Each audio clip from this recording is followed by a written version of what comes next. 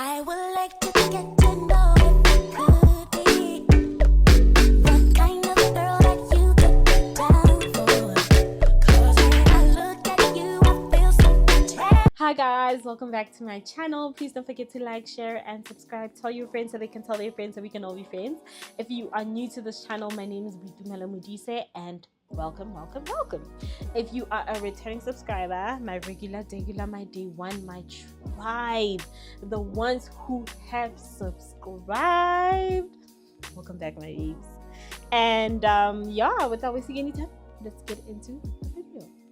Alright guys, so by the title of this video, you already know that we are going to talk about 7 mistakes that au pairs keep making. So yeah, I wrote down a couple of stuff so that I don't forget anything.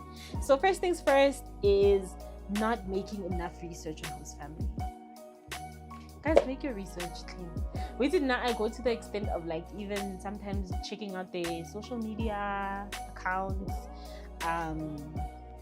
asking them questions. Ask as much questions as you can. Like for example, maybe let's say you read a profile and they tell you, okay, this is how the schedule is gonna be, but there's gonna be moments or times where the schedule is gonna change.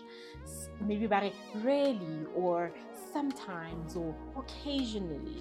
Then you ask them, what do you guys mean by occasionally? Please elaborate. Kind of give me an idea on how is it gonna look when you say occasionally it may change, you know? So try to find as much information as you can. Research the town, the city. If you have the address, but normally you get the address maybe once you've matched, especially with I'm speaking cultural care. Don't come for me, I don't know.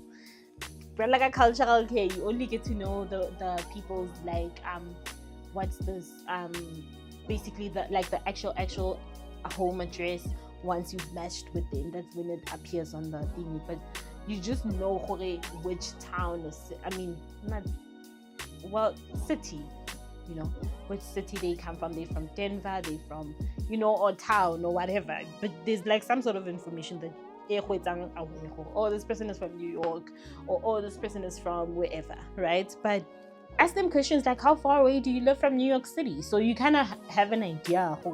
Oh, they live 30 minutes away. Wow, okay, so they don't live in the city, it's outside of the city, but like, you know, just ask so that you have more information, you know, because sometimes you leave with the expectation of, oh, I'm in New York City, New York, concrete jungle where dreams are Kande.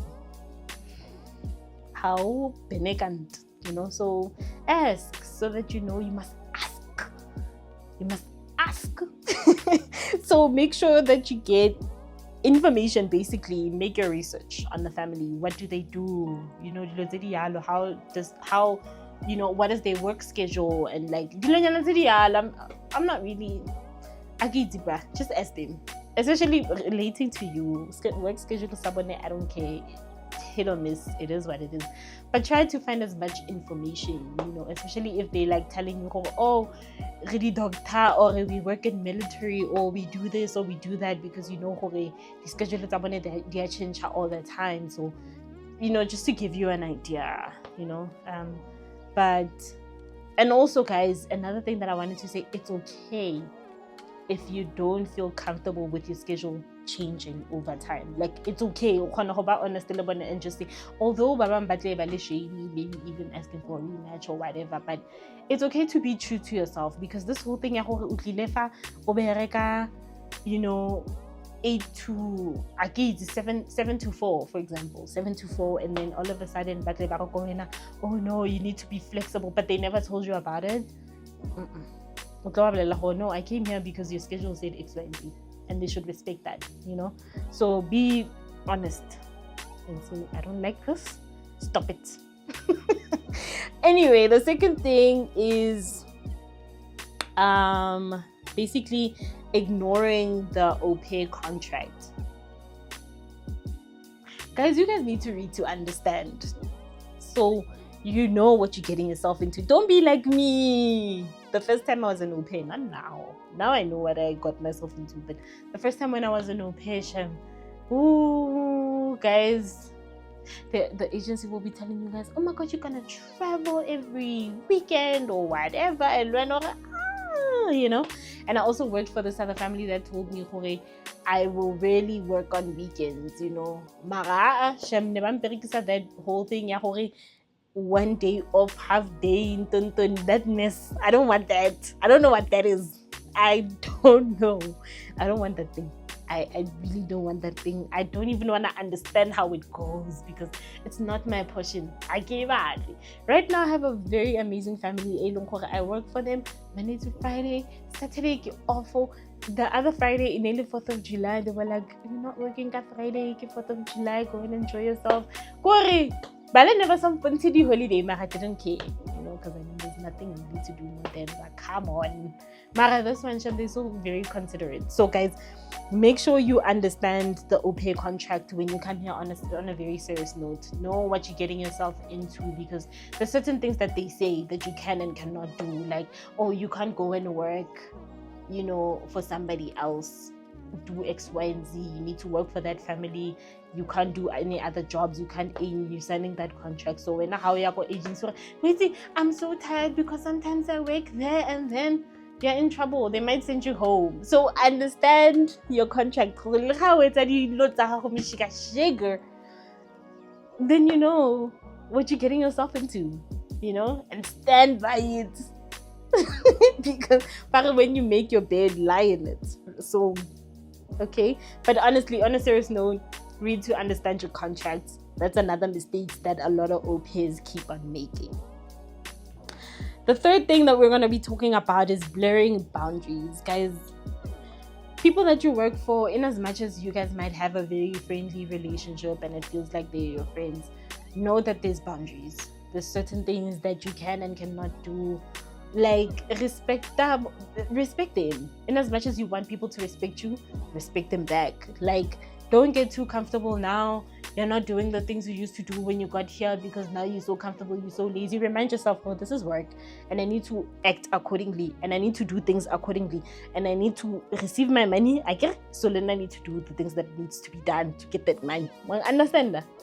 Yes. So please, guys, blurring boundaries. But don't do that, you know. In as much as like I'm not so close, I mean, right now I'm very close with my host mom. Love her to the moon and back, okay. But like, in as much as we have these awesome conversations and we're friends and all of that, but at the same time, I still have that respect, that whole professionalism. Yes. You know, yeah, and I don't want to blur that. I must always at the end of the day, I need to wake up and do my part, and she's also going to be doing her part. You know what I mean? So yeah. Oh, I need to drink some water. Okay, so another thing that I wanted to talk about, this is the fourth thing, right? Not setting expectations early. Guys, y'all need to set your expectations early. Before Oka, tell these people, hey, now I like my space. Hey, now I like doing this. I like doing that. If you like spending time with the families, you know, if you know and you truly know when you like spending time, even like alone, even at your own house, you like spending time with your family. Like, and I mean really spending time with your family. Let them know that this is the type of person that I am. I like spending time. I want to explore with you guys. I want to do this. Don't just say things because you just want to be in their good books, because when you come here, they're going to be expecting that. Or how? Mara, she said that she wants to hang out with us, but she's always in her room. What does that mean? But when you're honest from the get-go, I'm a very laid-back person. I really like being in my room. I really like just shooting my videos and posting on YouTube. And I like, you know what I mean? You get me?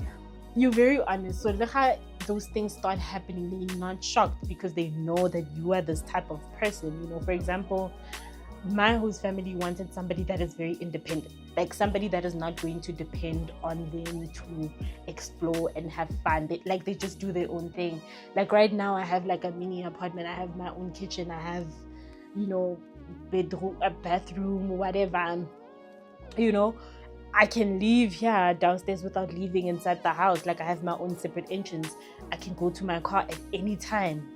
of the day, of the night, go to the gym, go to buy food, go this, go do that. But like nobody is expecting, you know, I'm going to always be hanging out with them. They understand, okay, Bidimana gets to do her own thing and we get to do our own thing. And sometimes, yeah, I might say, oh yeah, can I hang out with you guys? And I'm sure they wouldn't mind, you know. But it's that thing, like,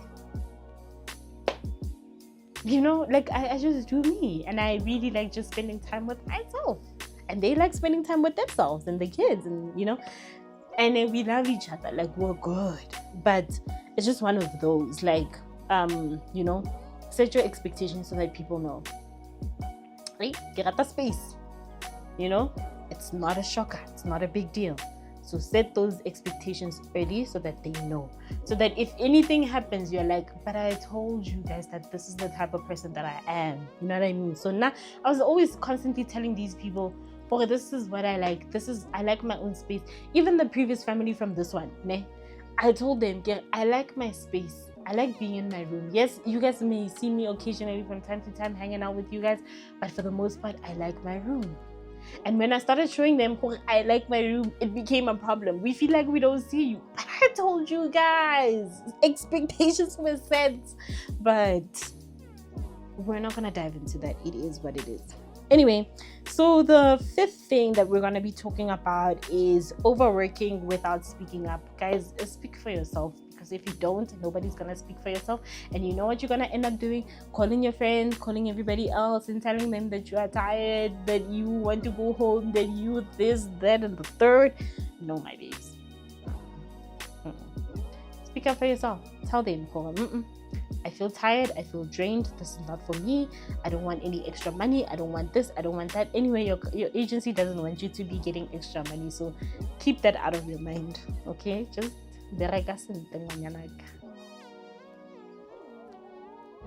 anyway.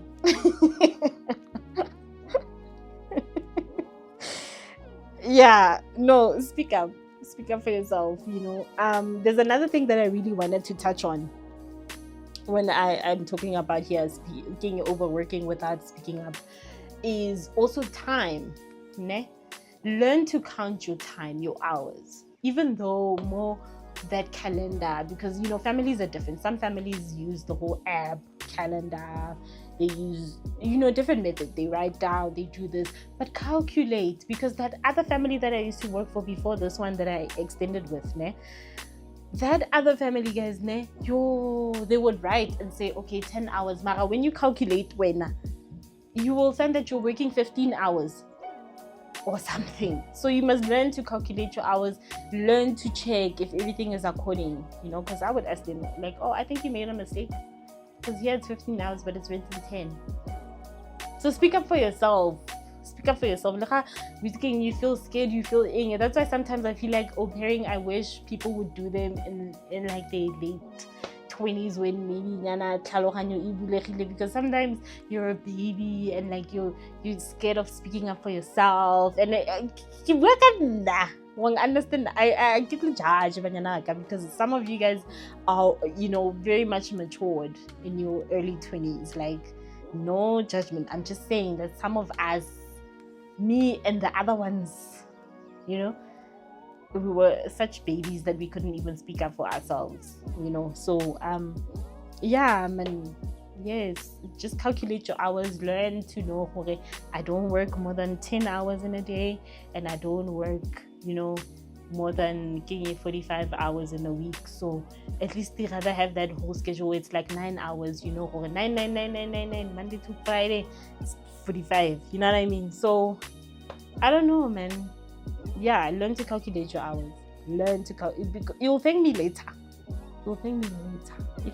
If we're not say check it, you'll get in trouble. Anyway, and then number 6, I wrote down relying too much on host family for social life. Yo, guys, when you come here, just know that you're gonna have to be very independent.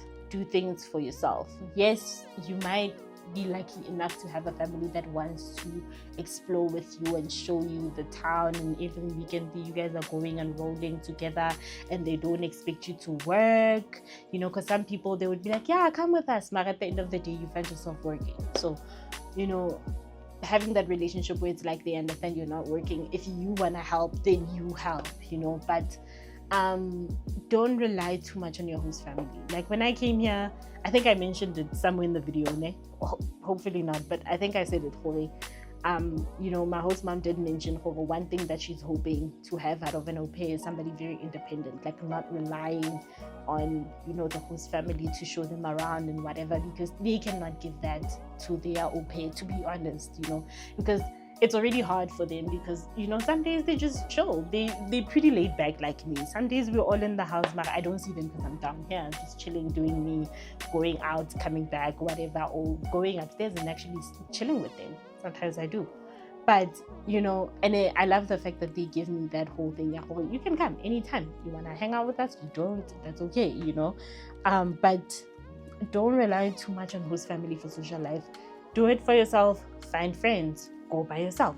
I'm okay with doing things by myself, and sometimes, yes, I do feel lonely. But I wish I had friends. I wish I had people who were like, let's go, let's chill, let's do this, let's do that. But at the same time, happy get lazy, because some days I'd rather just save my money than go out. You know, like priorities are different now. It's not like before. Or maybe go I get not anything exciting to do. But I swear, if maybe I was living in Atlanta and I had my car, I would always have something to do every weekend. Probably. But like, I don't know, man. I'm pretty laid back. I'm just doing me. I've learned to love this state. The people are friendly. Like Yoshem, Colorado has the friendliest people. I don't wanna lie. But anyway, so yeah, guys, you know, don't rely on host family. You know, do research for yourself, search free things to do in, you know, in Denver, in wherever, whichever state you're at, free things to do. You'll always find something free to do. Or, I don't know, restaurants to try, then you go pay, whatever. But don't rely on them. Do things for yourself. Anyway, last but not least, number 7, not saving and not documenting your year.